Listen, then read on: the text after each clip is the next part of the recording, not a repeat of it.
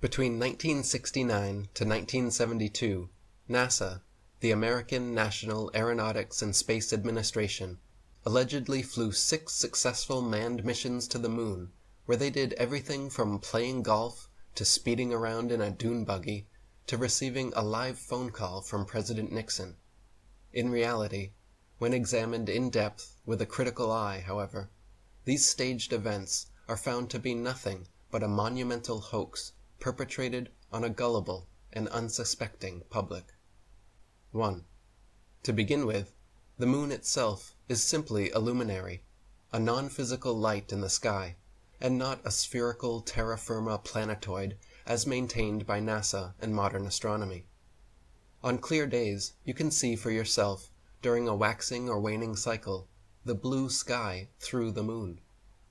On clear nights, during a waxing or waning cycle, it is possible to see stars directly through the surface of the moon. And during each new moon, the moon completely disappears from view and remains invisible for that one day per month. Even members of the Royal Astronomical Society have time and again recorded their confusion at being able to see stars directly through the moon. For example, Sir James South of the Royal Observatory in Kensington wrote that, quote, "On my first looking into the telescope, a star of about the 7th magnitude was some minutes of a degree distant from the moon's dark limb.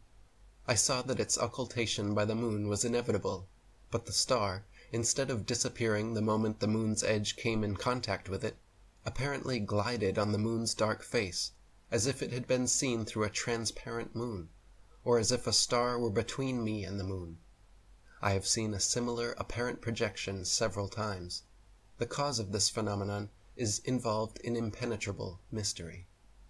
A star occulting a crescent moon has long been a popular Islam, was the symbol of the Ottoman Empire, is found on the flags of Algeria, Azerbaijan, Libya, Malaysia, Mauritania, Pakistan, Singapore, Tunisia, Turkey, and in the coat of arms of countries from Croatia to Germany, Ireland, Poland, Portugal, Romania, Sweden, Ukraine, and the United Kingdom. Nowadays, however, thanks to decades of NASA propaganda, people believe against the evidence of their own senses that the moon is a physical terra firma planetoid capable of walking on. 2. Basic physics proves that not only has man never flown to the moon, but that the entire concept of a vacuum of space is impossible. NASA and modern astronomy claim that the Earth's atmosphere spins perfectly along with the Earth up to an indeterminate height where it allegedly meets the vacuum of space. Anyone who has punctured an aerosol canister knows, however, that a positive pressure system adjacent to a negative pressure system must have a solid barrier separating them, or else they will equilibrate. Furthermore, at ground level, this spinning atmosphere supposedly travels around 1,000 miles per hour and increases in speed with altitude, so that by 250 miles high, where they claim the International Space Station orbits, the atmosphere and everything in it are allegedly traveling a ridiculous 17,500 miles per hour, the speed of a bullet. This means the astronauts in their rockets were traveling faster than a speeding bullet when finally they popped out of the Earth's spinning, pressurized atmosphere and into the non-spinning, non-pressurized, non-atmosphere of the vacuum of space. Even if they could somehow survive such a transition, once in the supposed vacuum of space, it would be impossible to continue steering, because all propulsion systems require the air in the atmosphere to push against. In a vacuum, there is no such counterforce, so all propulsion, rather than sending the rocket forward, would instead send it spinning wildly and randomly out of control. In recent years, NASA has attempted damage control regarding this issue by now claiming that the moon is actually still within the Earth's atmosphere. But this doesn't change the fact that they stood by this impossible claim for decades. 3. The amount of radiation claimed to exist in space, especially through the so-called Van Allen belt, was far too strong for the astronauts' flimsy suits. Starting at an altitude of 1,000 miles up to approximately 15,000 miles, NASA claims there exists a deadly band of radiation that would kill or seriously injure anyone passing through in a matter of minutes. One Russian study stated that the amount of radiation present on the moon would require astronauts to be clothed in 4 feet of lead in order to avoid instant death. John Malden, a NASA physicist, said they would need at least 2 meters of thick shielding around them at all times, yet we see them on film bouncing around the moon in their 2-inch thin suits. Even James Van Allen himself continued to state until his death in 2006 that there was no way humans could survive the 90-minute journey through and another 90-minute journey back through the radiation belt without being completely encased in thick lead shielding. 4. Temperatures on the moon supposedly range from 279 degrees below zero during the nighttime, which is far colder than even Antarctica's coldest winter, and up to 243 degrees above zero at lunar midday, which is hotter than boiling water. NASA claims their special suits were fitted with both heating and cooling systems, but nothing which could come close to withstanding these incredible temperatures. The suits were also supposedly pressurized to keep the vacuum non-pressure of space from bursting their blood vessels, but they clearly have deep creases and wrinkles all over. Astronauts in true pressurized suits would look like the Michelin Man, bubbling out and very inflexible. Also, it is impossible for the Kodak film in their cameras to have survived these extreme temperatures without melting or freezing. 5. In images from Apollo 11, Buzz Aldrin can be seen wearing different color gloves and different length boots in pictures that were supposedly taken within minutes of each other. For example, in photo AS11-40-5873, Aldrin is wearing high boots and dark gray gloves. But just 2 pictures later, in AS11-40-5875, he has changed into smaller boots and white gloves. If Buzz was really in the vacuum of space in a pressurized spacesuit, he certainly would not have had time or reason to depressurize and repressurize his suit just to make these fashion adjustments. 6. None of the Apollo missions brought any extra studio lighting with them on the lunar lander, so the sun should be the only light source on the moon, and in all pictures taken there. In this case, the light should only come from one direction, and all shadows should be cast in the opposite direction. However, in dozens of official NASA photos, there are shadows being cast in up to 3 directions simultaneously, often at up to 90-degree angles, which can only be the result of multiple light sources not present on the moon. For example, in Apollo 14 photo AS1468-9486, the shadow of the lunar lander in the background is being cast at a drastically different angle from the rocks in the foreground. 7.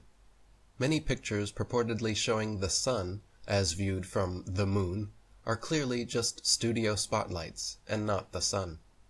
Apollo 12 photo AS1246-6765, for example, after computer enhancements, reveals a large light bulb in the center of the sun. After being thoroughly dissected by many researchers, NASA actually removed the high-resolution version of this image from their Apollo gallery. Apollo 11 photo AS11-40-5935 also shows a conical spotlight effect extending from a light just out of frame that is clearly not the sun. 8. Several Apollo images show a defined separation line where the ground meets with what can only be a studio backdrop.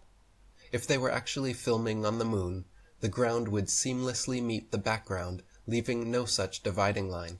Furthermore, when analyzed side by side, dozens of images reveal that NASA reused the same backdrops time and again on what are alleged to be completely different areas of the moon. The contours of hills, mountains, and valleys align perfectly when superimposed upon one another. For example, Apollo 15 image AS1582-11057 shows the lunar lander set against a very unique and distinct mountainous backdrop, which, when superimposed over image AS-15 82-11-082, aligns exactly, but with no lunar lander, and a different foreground. Another example is Apollo 17 image AS-17 143-21-972, showing a mountain in the background with a clear foreground, while image AS-17 136-20707 shows the exact same mountain, but now with several large rocks and boulders appearing in the foreground. There are dozens more examples of such repeated backdrops being used over the course of the Apollo missions. 9. Computer enhancements of many NASA images reveal photo manipulation and evidence of studio trickery. For example, as the Apollo 17 lunar lander lifts off, photo AS-17 151-23201 shows a clear shadow being cast on the ceiling of the studio.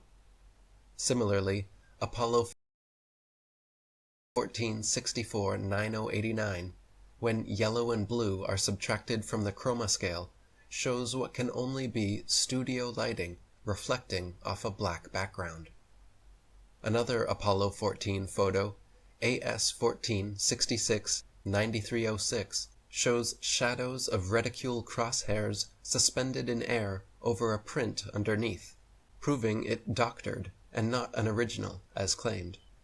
Apollo 12 image AS-12-49-72-78 clearly shows several studio lighting lens flares caused by multiple overhead lights, and Apollo 12 image AS-12-48-70-71 shows what appears to be an overhead light reflecting in Alan Bean's helmet. 10. Computer enhancements done on images of the Earth taken from the Moon reveal clear photo trickery. By gradually removing the hues comprising black from the backgrounds, a bright rectangular artifact appears around the Earth, proving it to be a composite image. For example, Apollo 11 photo AS-11-44-66-42, when manipulated in Photoshop, shows a distinct separation line where the Earth was added into the image.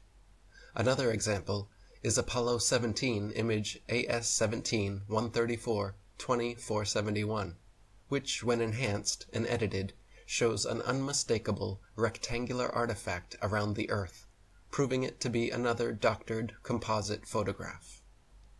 11.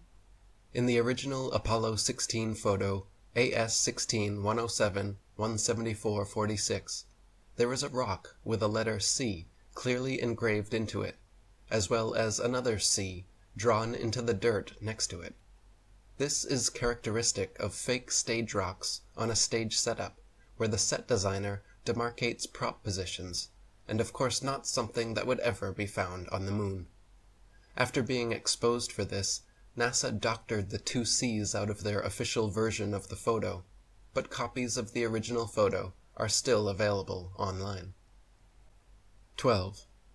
In several bits of video footage from the Apollo missions, there is evidence of the astronauts using wires to achieve a more weightless appearance. During Apollo 14, there are many occasions where light reflects off the wires attached to their backpacks, making them momentarily become visible. During the Apollo 17 flag planting, just as the two astronauts go to shake hands, light pings off the wires from the top of their backpacks all the way to the top of the screen. And during the Apollo 16 mission, when one of the astronauts falls over, he is quickly jerked back up in an impossibly unnatural manner that could only be the result of being lifted by wires. 13. One of the more obvious video anomalies is how several Apollo missions show American flags flapping around in the non-existent space wind. The Moon is supposed to have no atmosphere, and so the flags should have remained perfectly still, but can often be seen moving quite boisterously. NASA claims the astronauts brushing up against them could have caused this, but that is clearly not the case, as the flags stay waving for long periods of time with no astronauts touching or even near them. 14. Another interesting video anomaly is discovered by playing NASA's Apollo footage at double speed. then watching the astronauts walking, running, jumping, or cruising around in their little dune buggy. Without the speed adjustment, there is a quote-unquote low-gravity illusion, as the astronauts seem to float, drift, and glide slowly and smoothly along. But once they are seen at 2 times speed, it becomes clear that they are in quote-unquote normal gravity, walking, running, jumping, and cruising at normal speeds. NASA simply reduced the play speed.